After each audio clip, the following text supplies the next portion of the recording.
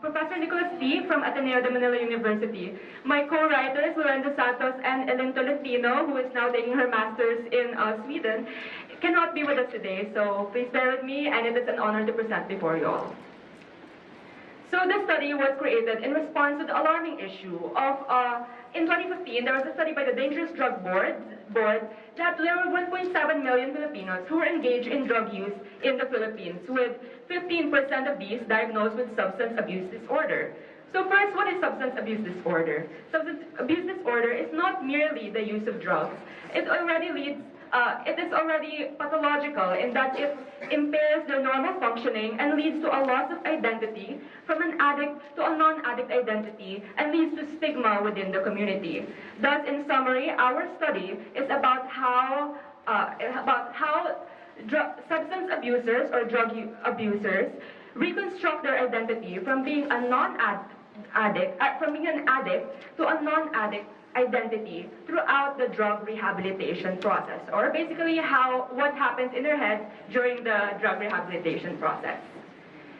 Why is it important to focus on the shift from different identities? It is because rehabilitation is transformative. It engages in different therapies, techniques to make the shift from an addict to a non-addict identity. One of the techniques in this is the use of narratives in drug abuse. Narratives is simply making the abusers tell their personal stories from how they got to where they were, how they got from being a non-addict to an addict. And this is important as it provides a sense of continuity, not only for the facilitator in order to help them better, but also for the abuser himself as a jumping point from where he can go next in his narrative. So speaking of identity, how is identity determined? So from our studies, we have seen that self-positioning as a form of analysis is very helpful in determining identity reconstruction. In self-positioning, we determine whether in which points of their lives they think that they are tough, strong, and independent. And this is important since true recovery can only be when one can truly identify himself with a non-addict identity. So the concept of relapse is because of too much conflict between the addict and the non-addict identity. Thus, the goal of the study is to determine how they get to a fixed non-addict identity. And since we have seen that self-positioning cannot be extracted from the community, the social self, we have also, an interesting part of our study is that we have seen how the interplay between Filipino values, such as the interdependent self or the kapwa, affect one's identity.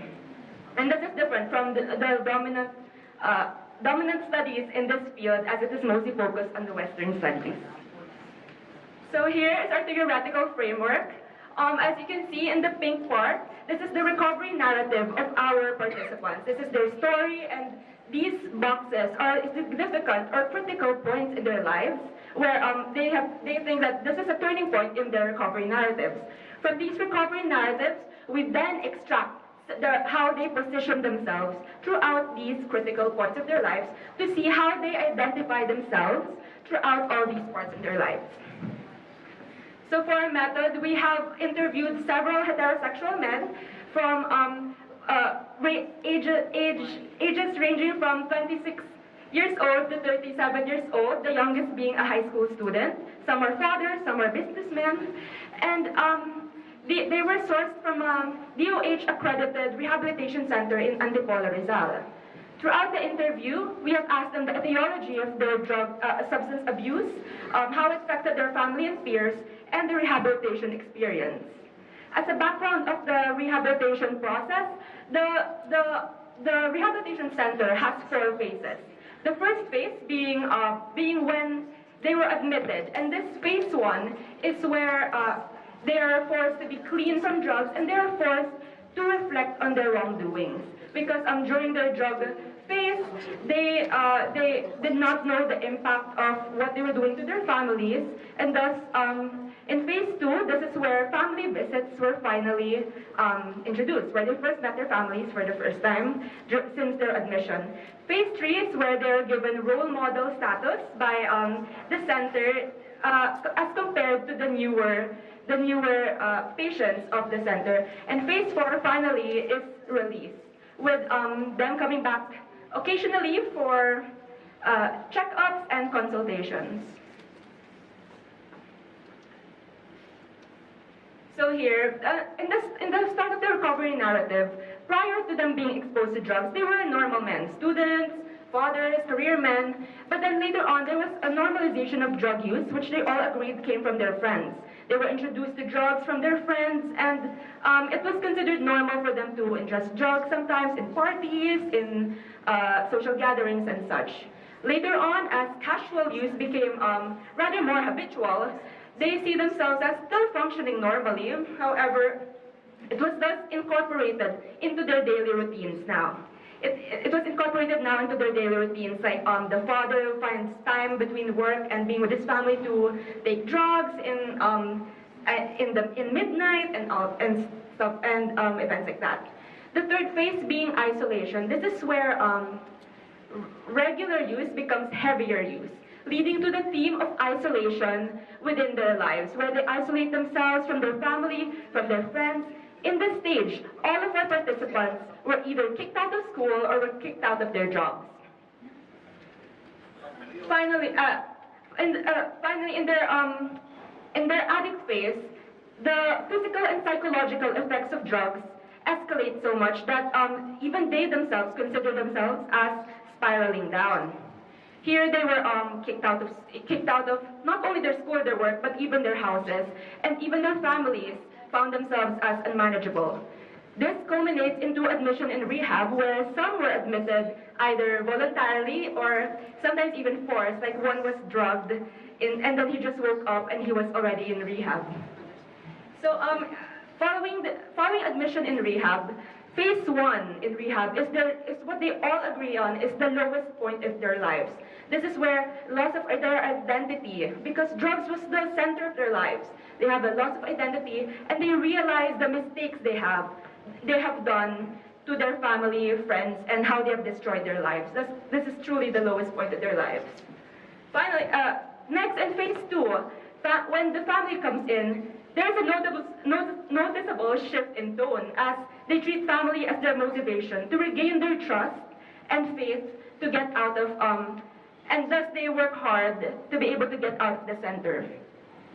Phase 3, they're already gaining responsibilities, and they all agreed that they became more hardworking, and they became more hardworking. Then finally, in their current stage, where they are 1 month away from release, they are preoccupied with planning ahead, their dreams, their plans for the future. As the identity reconstruction in the normalization of drug use, they have positioned themselves as ignorant or mangmang. They were ignorant about the effects of drugs, and they were ignorant about the effects of drugs. In the habituation of drug use, they call themselves a drug user among the gamit ng droga. And in isolation, this is interesting because in isolation, they consider themselves as almighty or makapangyarihan. This is why they were able to push away family, they were able to push away their friends, because they think that they do not need these people anymore. Thus they think that they're better off alone with their drugs or with their friends that support their addiction. In spiraling down, even they themselves can see that they're already addicted. Here they engage in illegal activities such as joining criminal organizations, theft, they steal their family's money, their family's tuition, and all that, all just to support their drug use. In admission and rehab, they consider themselves as disabled, as they have no control over their lives, and there's no choice but to have help. In their lowest point, in phase 1, they consider themselves as sinners.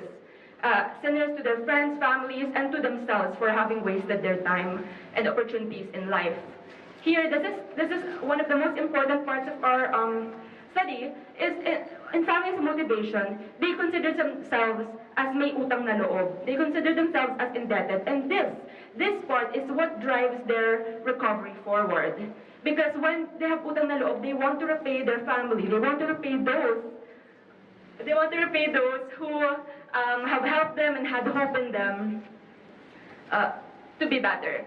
And then later on, they become a man again, and then near that release, they think themselves as ako'y may kinabukasan. And they acknowledge that even though drug addiction will be always a part of their stories and their lives forever, past forever, they are willing to move ahead and to move forward because they know that they are men again and that they can do it, all in order to regain the trust of their families. Here in the discussion, we have realized that Filipino values of pakikisama, which is the start of the drug addiction as they are pressured by their barkada, started the drug narrative, and then later on, hiya made them aware of and repent their wrongdoings, and thus drove the recovery narrative forward. And finally, utang na loob. This was really their main motivation for getting better and not having a relapse anymore. So the implications to rehabilitation programs in the country is that our study found that that families were such a big part in these drug abusers' lives that this is their main motivation to be better. Thus, we recommend for rehabilitation programs to make recovery modules family-centric. As the abusers the patients themselves said that they wish that family time would be more mandatory. They wish family time would be longer or more frequent because it really motivates them. We also found that positive reinforcement of goals and good behavior rather than punishment was better for them, as one of them has gone through many different rehab centers throughout his addiction, but found that this rehab center, particularly, which is tree-lined, it was in a province, it was very peaceful. It was more conducive for his recovery. And finally, narratives and storytelling as a primary therapy device was very helpful. We also recommend that awareness campaigns, because all of these people thought that either they can do it, that it's not that addictive, or they were just curious about what the fuss was about, why everyone else was doing it. But if there were more awareness campaigns, especially in schools and small communities, about where these barkadas prosper and teach their ideas, it would be very helpful to even stop this drug addiction from the start. And finally, stigma eradication about undergoing rehabilitation, because our studies showed that these drug abusers are also humans themselves. They merely crave for love, and they, as cheesy as it sounds, they truly care for love, and do not want to let the people who have hope in them down. Like, for example, one of our participants had his grandmother from Manila go all the way to Antipolo every other day just to visit her grandson. So yes, our study has shown that family-centric modules is the experience of addiction is one of resilience, as it really family and Filipino values of pakikisama and family and love is a driving force towards true and lasting rehabilitation and healing for the drug abusers. Thank you.